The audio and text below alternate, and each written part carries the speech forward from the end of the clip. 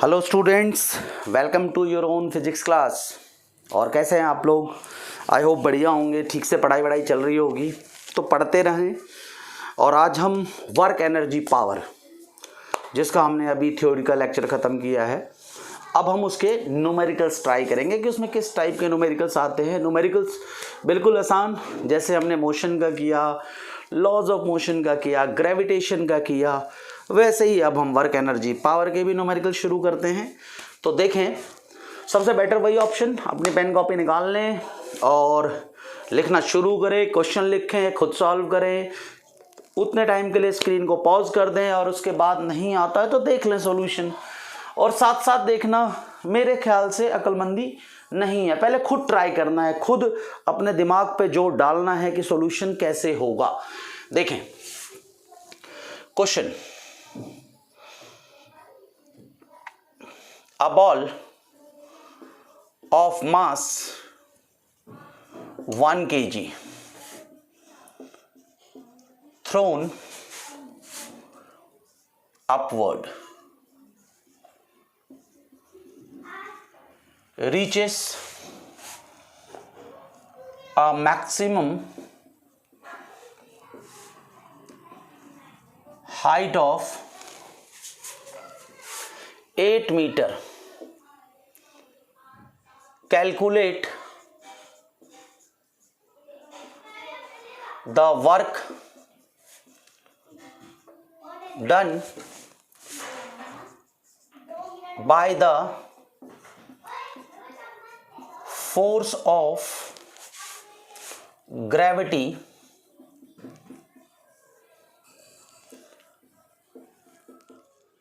during the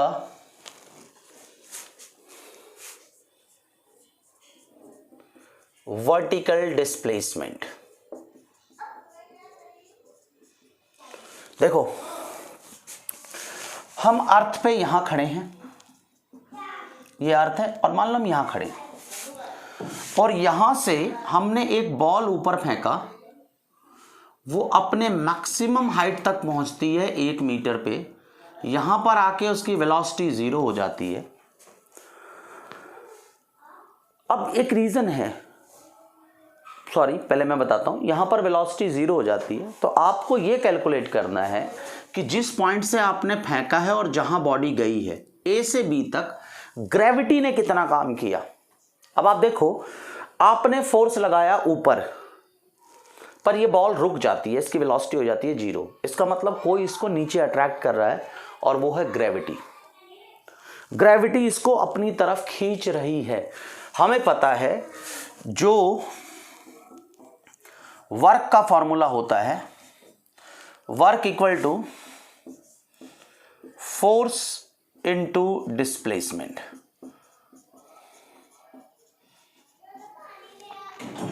अब आप देखो, फोर्स क्या है? फोर्स है m इंटू जी, मतलब बॉडी का मास। आप जानते हो ये नीचे क्यों आ रही है बॉडी, मतलब यहां जाके रुकेगी क्यों और रुकने के बाद नीचे क्यों आएगी? क्योंकि ग्रेविटी अपनी तरफ खींचता है। तो mg जो वेट है वही फोर्स नीचे की तरफ लग रहा है, तभी जाके बॉडी टॉप पर जाके रुक रही है। इसीलिए हम यहां माइनस का साइन डालते हैं। रीजन क्या है? आपकी बॉडी जा रही है ऊपर और ग्रेविटी फोर्स लगा रही है नीचे। आपको जब पढ़ाया था उस केस में बताया था कि वर्क जो होता है, वर्क में फोर्स और डिस्प्लेसमेंट के बीच का एंगल भी जरूरी होता है। देखना, जैसे अगर कोई बॉडी इधर जा रही है, डिस्प्लेसमेंट इधर है, फोर्स इधर है, तो वर्क डन नेगेटिव होगा। अगर कोई, जैसे फ्रिक्शन के केस में होता है, फोर्स इधर लगती है फ्रिक्शनल, डिस्प्लेसमेंट इस डायरेक्शन में है, ये भी वर्क डन नेगेटिव होगा। बट अगर फोर्स और डिस्प्लेसमेंट सेम डायरेक्शन में हो तो वर्क डन पॉजिटिव होता है। ये हमने पढ़ा हुआ है, तो हम उसी को अप्लाई कर रहे हैं। माइनस साइन डालने का रीजन क्या है कि ग्रेविटी का फोर्स डाउनवर्ड है, बॉडी जा रही है अपवर्ड, दैट इज वाई मैंने नेगेटिव डाला है। और डिस्प्लेसमेंट की जगह मैं h डाल रहा हूं। माइनस m की जगह क्या डालेंगे हम? 1 kg। मास आपके पास 1 kg है, जी मैं 10 मीटर पर सेकंड स्क्वायर ले रहा हूँ, आप 9.8 या 10 कुछ भी ले सकते हैं। और अगर क्वेश्चन में स्पेसिफाई कर रखा है 9.8 तो आपको वही लेना है, जो क्वेश्चन स्पेसिफाई करे बेसिकली वही लेना है, अगर नहीं है तो फिर आपकी चॉइस है। और h कितना है displacement, it is 8 metre. Put कर दो 1 × 10 × 8 -80 जूल। ये आपका वर्क आ गया, work done by gravity. Clear? I hope कि आपको समझ में आया होगा। नेक्स्ट क्वेश्चन का ट्राई करते हैं।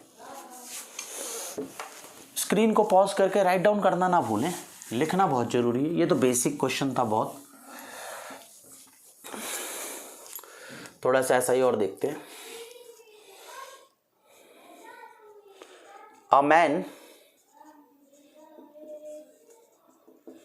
weighing 80 kg carries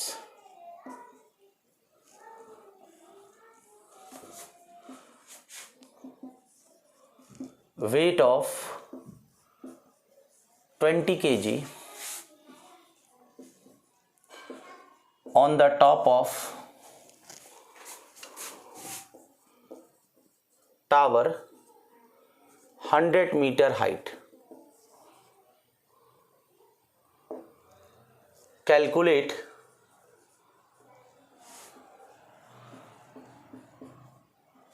the work done by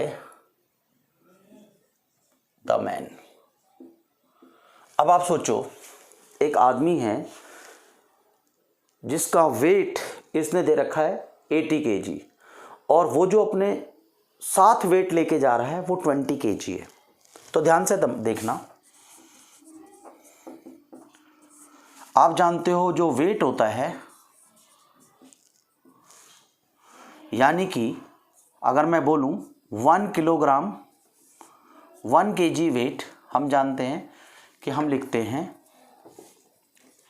9.8 Newton. या कभी कभी अगर आप सिंपली करना चाहते हो तो आपको मेंशन करना पड़ेगा, या मत करो मेंशन, नहीं तो फिर कंफ्यूज होगी। कंफ्यूजन आपको होनी है, कंफ्यूजन को दूर रखें।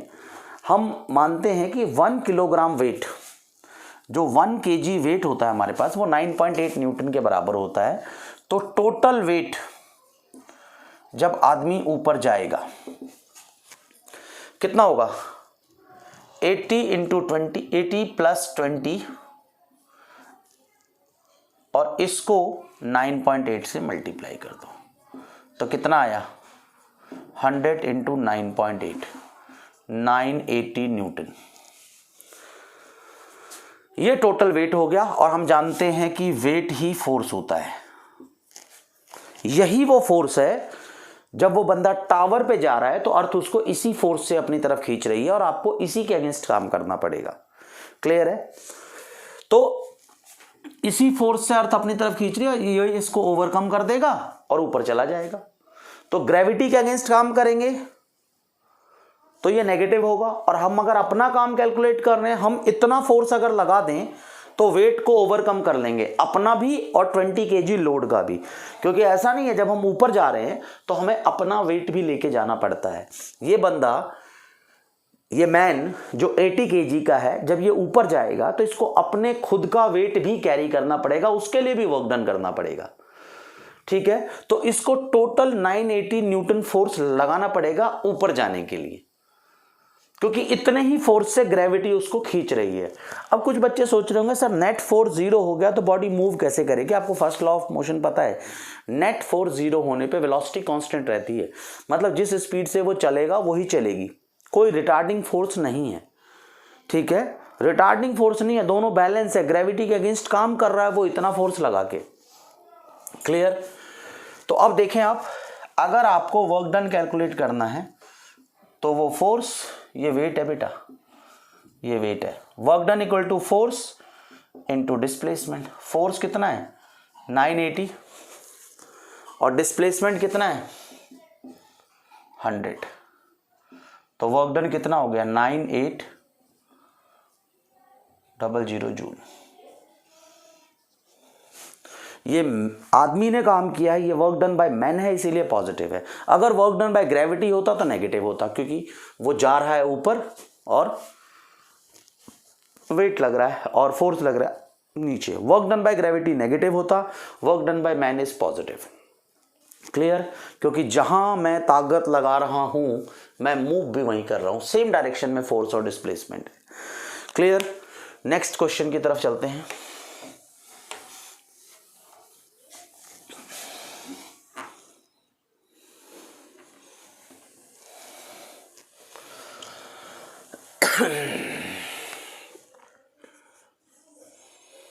Third question, how fast should a man of mass 50 kg runs so that his kinetic energy is 2500 joule. Simple बात है। देखो, स्क्रीन को पॉज करके खुद ट्राई करने की कोशिश करें। देखो, मास दे रखा है आपको 50 kg है, वेलोसिटी आपको पता नहीं, काइनेटिक एनर्जी आपको पता है 2500 जूल। सिंपल। देखो, फॉर्मूला लगाते हैं। Kinetic energy equal to half into M into V square. This is 2500। Half M की जगह 50 इंटू में वी स्क्वेयर। यहां देखो 5000 into 50 equal to V into V square. ये 2 इधर मल्टीप्लाई हो गया, 5000 आ गया। और ये जो है इसको मैं क्या कर रहा हूं, 5000 divided by 50 equal to V square. इससे ये कैंसिल आउट, ये आ गया 100। तो वी स्क्वेयर बेटा 100 के बराबर, तो वी कितना 10 मीटर पर सेकेंड। यानी अगर 50 kg मास है और इतनी आपको काइनेटिक एनर्जी चाहिए तो you have to run with 10 metre per second square.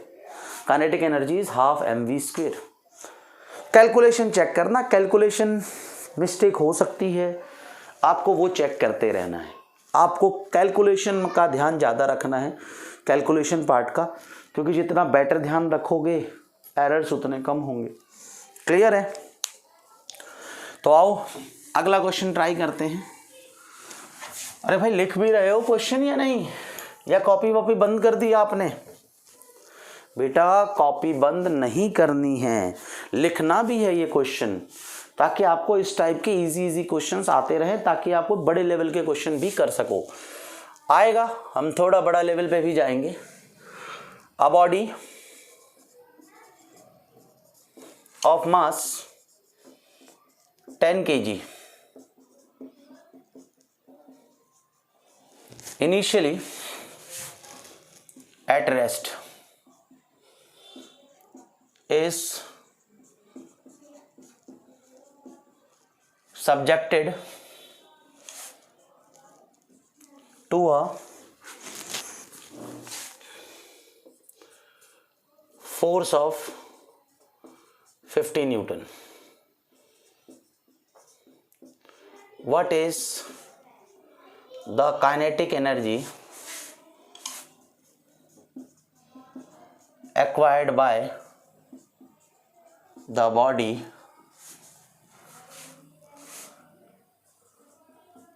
at the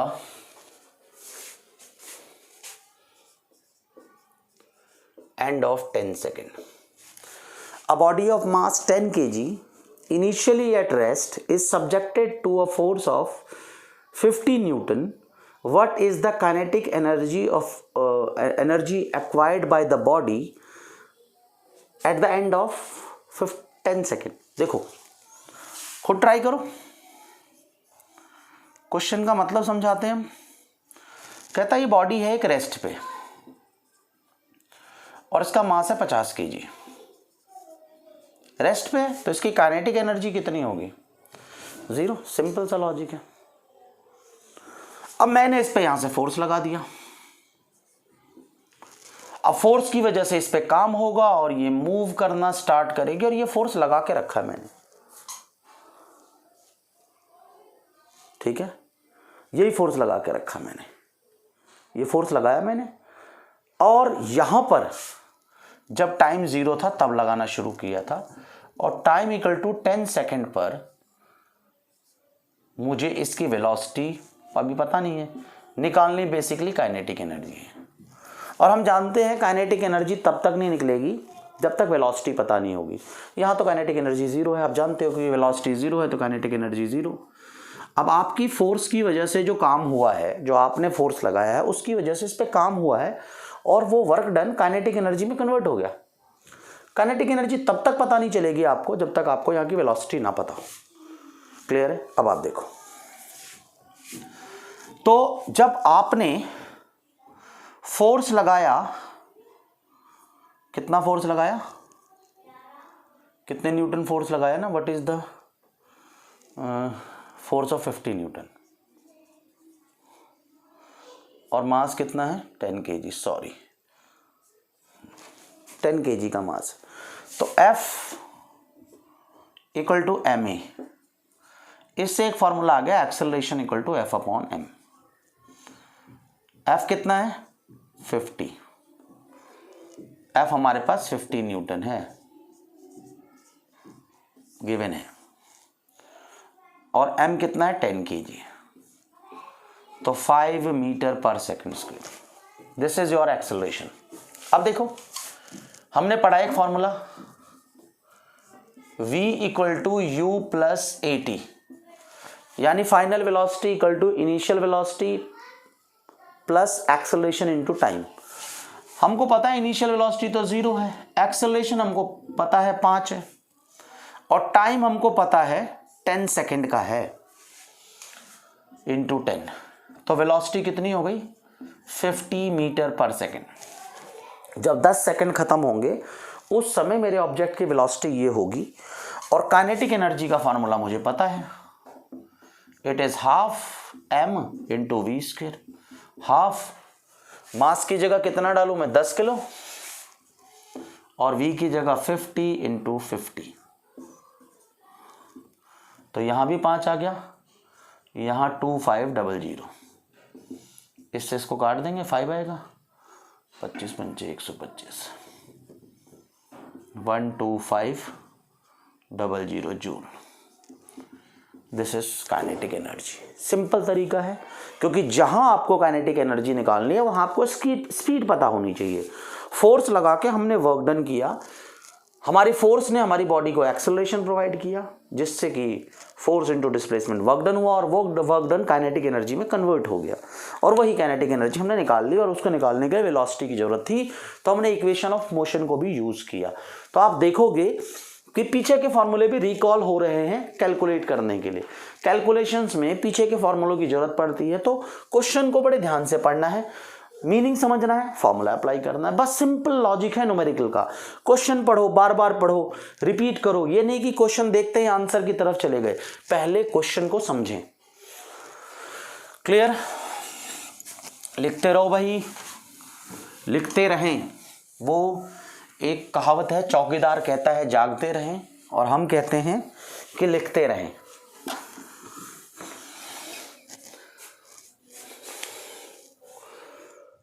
question,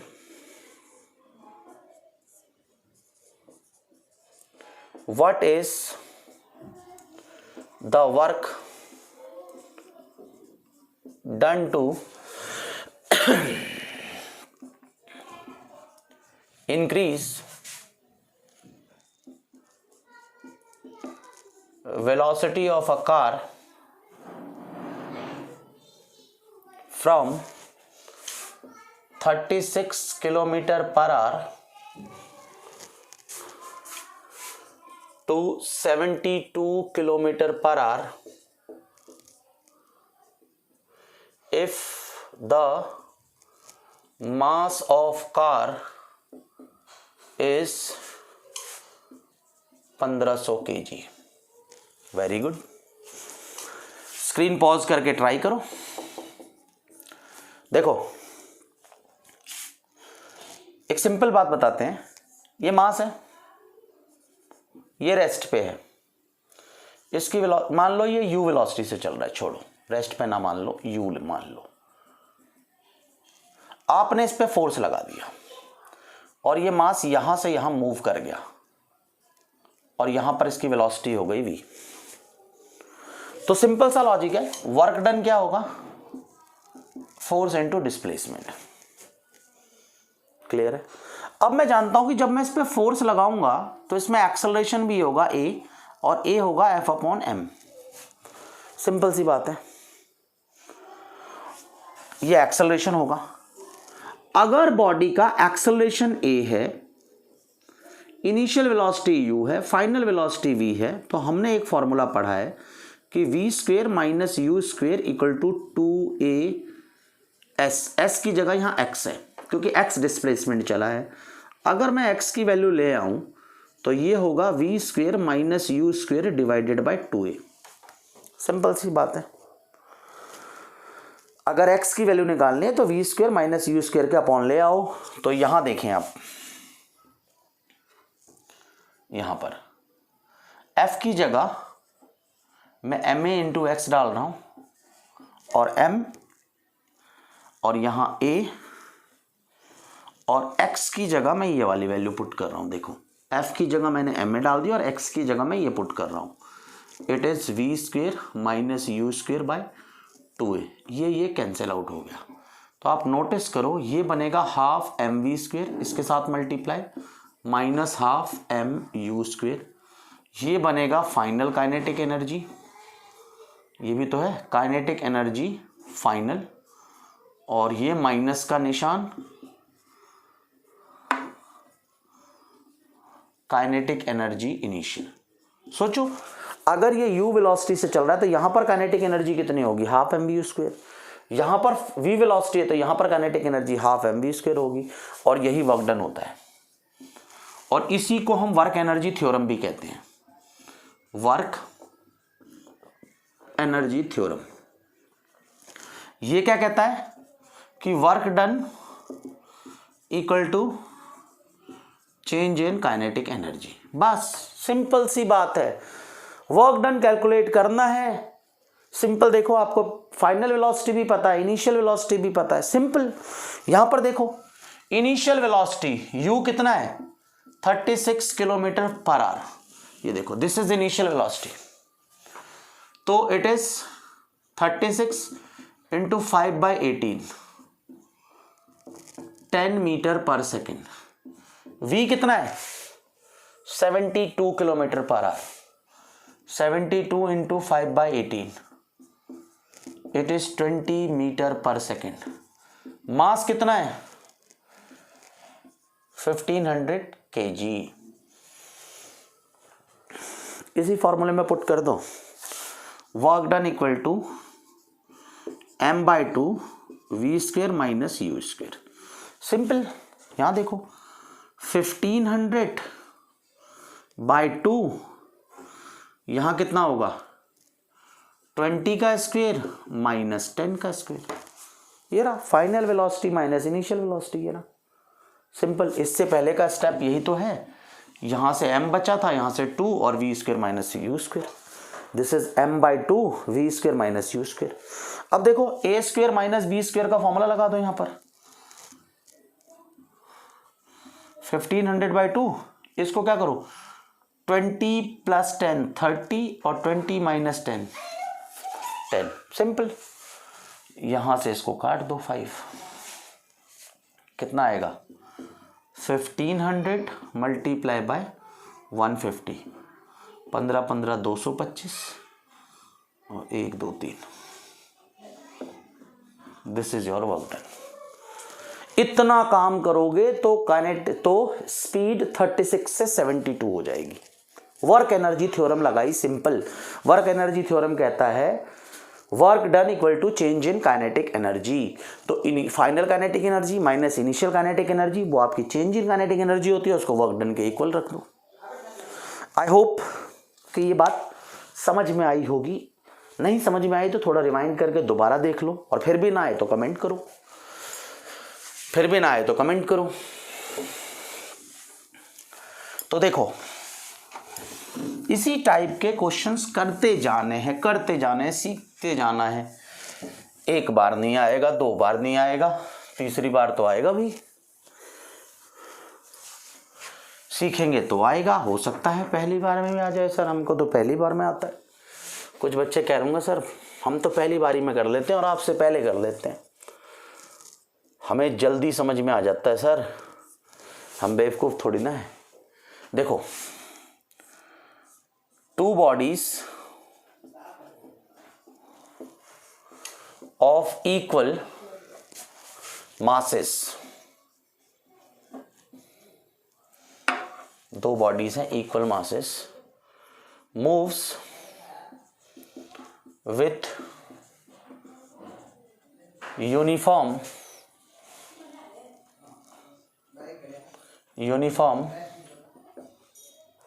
velocities v and 4v respectively.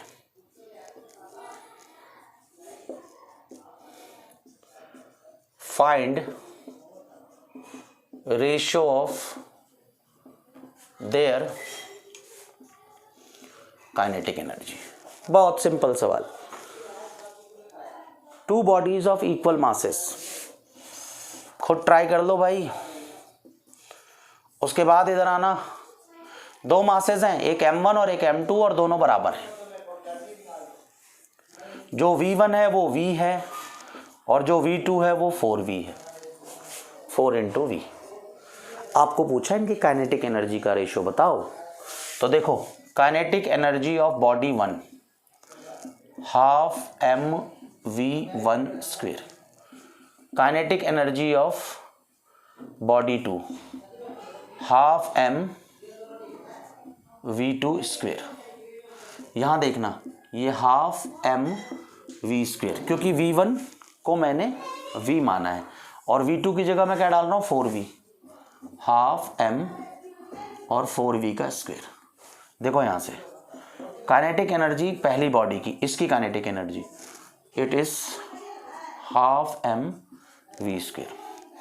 Kinetic energy इसकी हाफ m रहेगा और यहाँ देखना 4 का स्क्वायर 16, साथ में v स्क्वायर 16 मल्टीप्लाई कर दो साथ में। ये इक्वेशन नंबर 1 ले लो, ये इक्वेशन नंबर 2 ले लो, ठीक। और दोनों को डिवाइड कर दो। क्या करो, 1 डिवाइडेड बाय 2। तो यहाँ काइनेटिक एनर्जी पहली बॉडी की, इसके नीचे काइनेटिक एनर्जी दूसरी बॉडी की। यहाँ पर हाफ mv स्क्वायर, यहाँ पर भी हाफ mv स्क्वायर और यहाँ पर 16 अलग से है। ये पूरा कैंसिल आउट, 1/16 यानी 1:16। सिंपल, बहुत सिंपल सवाल है, सिंपल तरीका है, ऐसे ही करना है। Clear?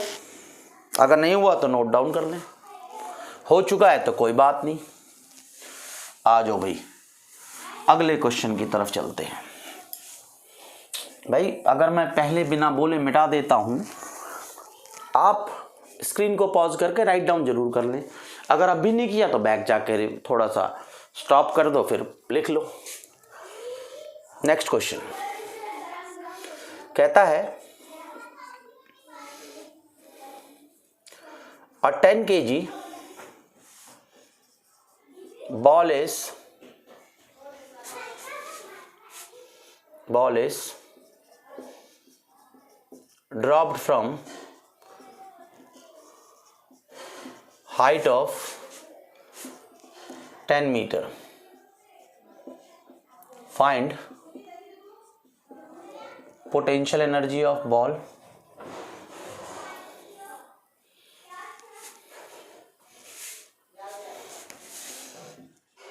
at maximum height.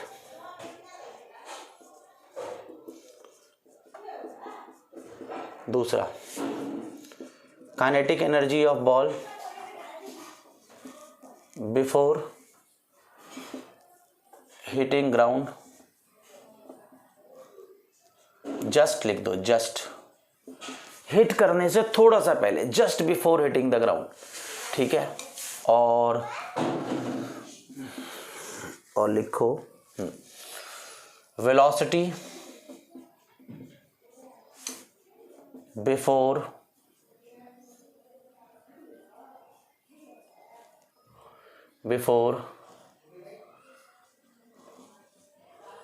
Reaching ground. भाई काइनेटिक एनर्जी निकाल लोगे तो हो ही जाएगा। देखो खुद ट्राई करो, आसान क्वेश्चन है बहुत। भाई क्या कहता है कि 10 मीटर हाइट पर हैं हम, 10 मीटर हाइट है, यहाँ पर कोई बॉडी है और इसका मास कितना है 10 kg। यहाँ पर वेलोसिटी निकालनी है, यहाँ पर पोटेंशियल एनर्जी निकालनी है और यहाँ पर काइनेटिक एनर्जी भी निकालनी है। ये सवाल कहता है। टॉप पर आपको पोटेंशियल एनर्जी निकालनी है। तो देखो पोटेंशियल एनर्जी का क्या फॉर्मूला होता है, potential energy equal to mgh। Mass कितना है 10 किलो, g कितना है 10 metre per second square, h कितना है 10 मीटर, कितना आया 1000 जूल। mgh, m भी 10 है, g भी 10 है, h भी 10 है। g 9.8 की जगह मैंने 10 ले लिया, कोई दिक्कत नहीं। या इस बार 9.8 ही लेते हैं, हर बार 10 ले लो 10 ले लो, चलो मैं 9.8 ही ले रहा हूँ, तो ले लो 980 जूल।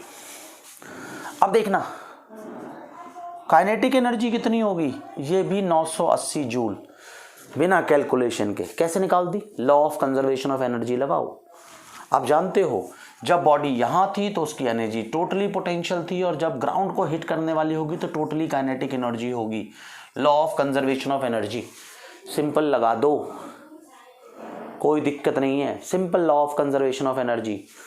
और हमको पता है कि काइनेटिक एनर्जी हाफ mv² के बराबर होता है। यहाँ लिख देना law of conservation of energy, law of conservation of energy half mv², ये 980 था, ये हाफ, इसकी जगह 10 और यहाँ पर v², इससे ये कटा, ये इसको 98 को क्या लिखूंगा 7 × 7 × 2 और साथ में 2 और आ गया इक्वल टू v²। तो v कितना आया 14 मीटर पर सेकंड। इसका रूट करोगे ना, v equal to under root के अंदर 7 × 7 × 2 × 2, तो ये आ गया 14 मीटर पर सेकंड। सिंपल है। Law of conservation of energy लगाया इस केस में, कोई कैलकुलेशन करने की जरूरत नहीं है। कुछ बच्चे क्या करते हैं, पहले v कैलकुलेट करेंगे फिर फॉर्मूला लगाएंगे, तो रिजल्ट तो वही आना है। Law of conservation of energy लगाओ, ऊपर से नीचे गिरेगी। ऊपर अगर मैं यहाँ पर हूँ, यहाँ पर मेरे पास एनर्जी पोटेंशियल है और यहाँ आती है, तो इस पोटेंशियल एनर्जी की वजह से ही ये काइनेटिक एनर्जी आई है।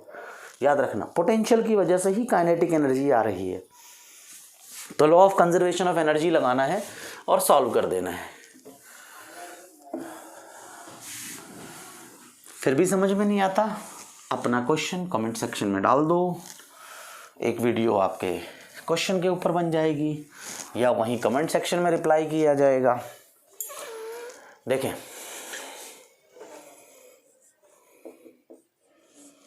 देखो ये थोड़ा सा एक डायग्राम सा बना लेते हैं। देखो ये पॉइंट ए है और ये ग्राउंड है, और ग्राउंड से ना ये मान लो ये 80 मीटर हाइट है और ये 20 मीटर हाइट है, और 20 मीटर पे ना कोई पॉइंट बी है। मैं क्या कर रहा हूँ, यहाँ से स्काई जंप कर रहा हूँ। ऐसे कोई स्काई जंपर है, वो यहाँ से यहाँ आता है, ठीक है, 50 kg का है ये, ठीक है, सिंपल। तो है क्या, a square of mass 60 kg, 60 kg ले लेते हैं, 50 का थोड़ी कैलकुलेशन आसान रहेगी। 60 किलो का ले लो। A square of mass 60 kg stands at the top of sky jump. He moves from A to B and takes off for his jump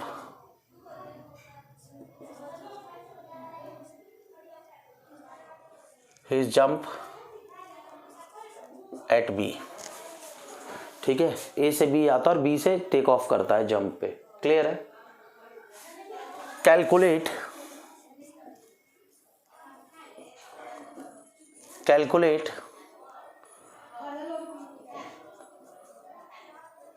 the change in potential energy of skier between A and B. ए और B के बीच में potential energy में होने वाला change calculate करो। और दूसरा कहता है if 75% of energy in part 1, इस केस में जो एनर्जी आई है, जो पोटेंशियल एनर्जी का चेंज आया है, उसमें अगर 75% of energy in part 1 becomes the kinetic energy at B. Calculate the speed at B. Simple है, देखो, calculate the change in potential energy. अब देखो, बंदा यहाँ है और यहाँ है, यहाँ से यहाँ आया है, तो नेचुरल सी बात है, यहाँ की पोटेंशियल एनर्जी और यहाँ की पोटेंशियल एनर्जी कैलकुलेट कर लो। क्या पूछा है आपसे? Calculate the change in potential energy. Total energy नहीं बोला, टोटल एनर्जी तो सेम रहती, पोटेंशियल एनर्जी में चेंज कितना आएगा हाइट की वजह से। तो देखो, आप खुद भी ट्राई कर सकते हो। Change in potential energy, delta, triangle का निशान मैं चेंज के लिए लेता हूँ, PE1 माइनस PE2। यहाँ पर पोटेंशियल एनर्जी कितनी थी? mgh1, और यहाँ पर पोटेंशियल एनर्जी कितनी होगी? mgh2। ये h1 है, mg कॉमन ले लो, h1 माइनस h2। मास कितना है? 60, g कितना है? 10, और ये कितना है? 80 माइनस 20, तो 60 into 10 into 60 joule. This is change in potential energy. अब कहता है दूसरे क्वेश्चन में, इसका 75% जो है वो काइनेटिक एनर्जी में कन्वर्ट हो जाता है, यानी कि 75% ऑफ पोटेंशियल एनर्जी, ये पोटेंशियल एनर्जी है, इसका 75% का मतलब है 75/100। क्या कह रहा है? If 75% of energy in part A, ये एनर्जी थी आपकी पोटेंशियल एनर्जी, इसका 75% ये होगा। पोटेंशियल एनर्जी को 75/100 से मल्टीप्लाई कर दो और ये काइनेटिक एनर्जी के बराबर है, becomes kinetic energy at B. तो देखो कैलकुलेट करते हैं। पोटेंशियल एनर्जी कितना है आपके पास? 60 इंटू 10 इंटू 60। यहाँ आ जाओ, 75/100